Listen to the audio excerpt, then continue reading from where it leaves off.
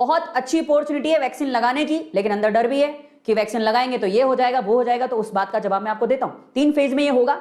जिसको मौका मिल रहा है, और अगर मौका मिल रहा है और वो लगवाने जा रहा है और कुछ सवाल दिमाग में, डाउट दिमाग में, तो उसको डाउट क्लियर करके जाना है कल। एक बात और आपको बताऊं, याद रखिएगा कि दवा, जब कोई दवा आप अंदर लेते हो तो वो किस वे में काम करती है पता है? अगर आप दिमाग से सोचो ना, मैं एक बात बताता हूं, एक सच्ची घटना बताता हूं आपको, उसके बाद हम लोग आगे चलेंगे। देखिए, एक किसी ना 2 लोगों को बुखार हो गया। अब एक बंदे को तो रियल दवाई दी गई फीवर को ठीक करने के, पर उसको कहा गया कि कोई पक्का नहीं है कि इससे ठीक हो जाएगी। उसको ये दिया गया और उसके अंदर दिमाग में डाउट भी डाल दिया गया। समझो, उसको फीवर की दवाई दी गई और उसके दिमाग में डाउट डाल दिया गया कि भैया पक्का नहीं है तेरा फीवर ठीक हो जाए।